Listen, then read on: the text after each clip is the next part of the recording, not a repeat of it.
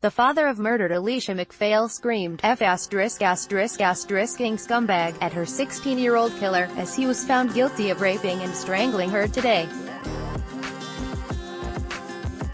Robert MacPhail yelled out at the end of an emotional trial as the verdict was returned, as the teen didn't react to the jury's findings. Little Alesha, 6, was discovered dead in Woodland on July 2 on the Isle of Bute, where she had been spending a summer break with her dad and grandparents, the Sun reported. Her 16-year-old killer, who legally can't be named, callously tried pinning a brutal murder on Toni McLaughlin, the girlfriend of Alesha's dad. Alesha's devastated mom Georgina Loughrane wept as the verdict was returned, as later she said she was glad he will not be able to inflict the pain on another family she has suffered.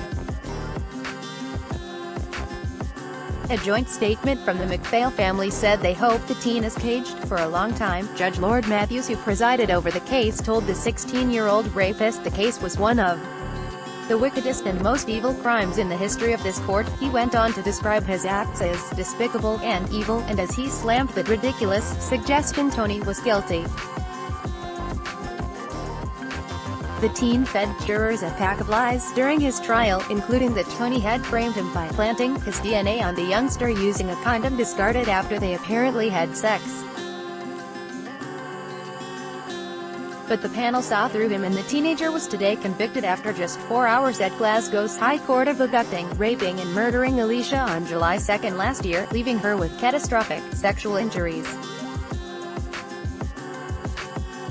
Gruesome last moments. Little Alesha had been staying with her dad and grandparents on the Isle of Bute for the summer holidays when she fell asleep watching a Peppa Pig DVD, a relatively crime-free area. Alesha's grandmother had left keys in the door to her home.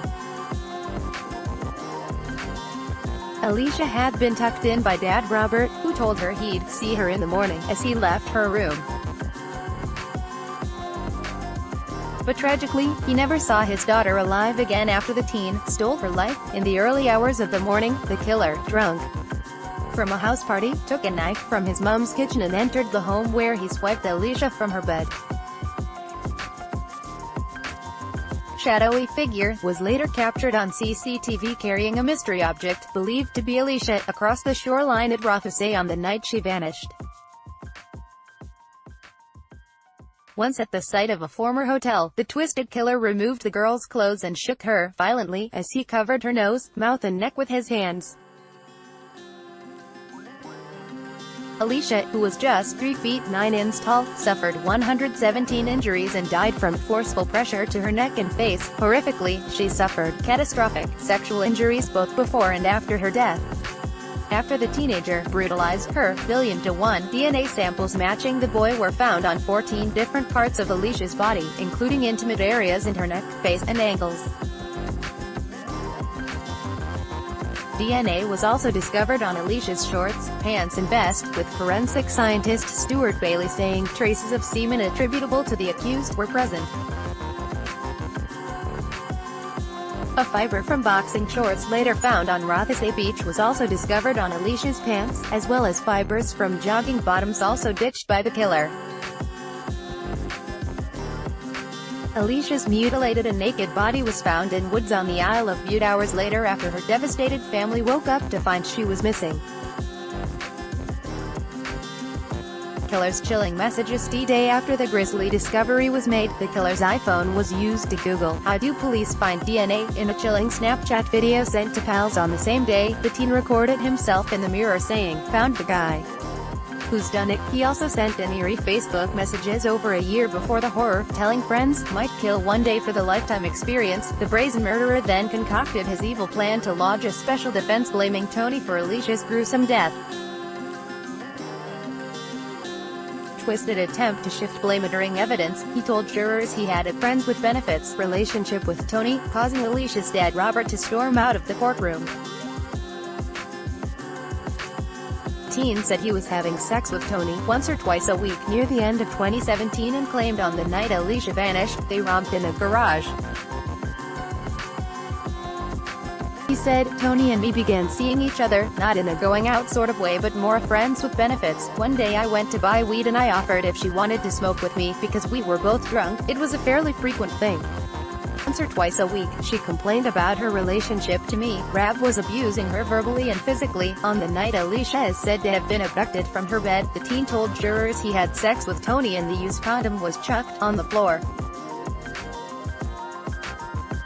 The monster claimed Tony then used this to plant his semen and implicate him for the horrific crime, which she denied. A pack of Lee's witnesses claimed Tony was jealous and threatened by the attention Robert showed to Alesha and claimed she said she was in a better place after she was found raped and murdered.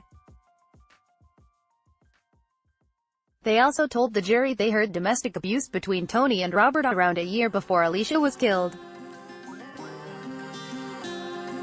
Ava Lax, 67, said she could hear Tony getting beaten up over a good few months, and claimed she once heard her screaming, "Help, someone help." She reported the abuse to Alesha's grandparents, but alleges they told her they didn't hear anything. Ms. Lax added, they didn't want to blacken Robert's name. There was a court case coming up over custody of Alesha. Giving evidence, Tony sobbed as she told the court she loved Alesha to pieces, as she was forced to deny having anything to do with her murder. Ian McSporran, prosecuting, branded the boy's defense a pack of lies, as he yesterday urged jurors to convict him based on this mountain of evidence. Heartbreaking discovery: Alesha was reported missing at 6:25 a.m. on July 2 and was discovered by a member of the public around 2 kilometers away in Woodland on the site of a former hotel. Her devastated mom Georgina Lockraine begged for information about her missing daughter after grandmother Angela issued a desperate plea to find the youngster on social media.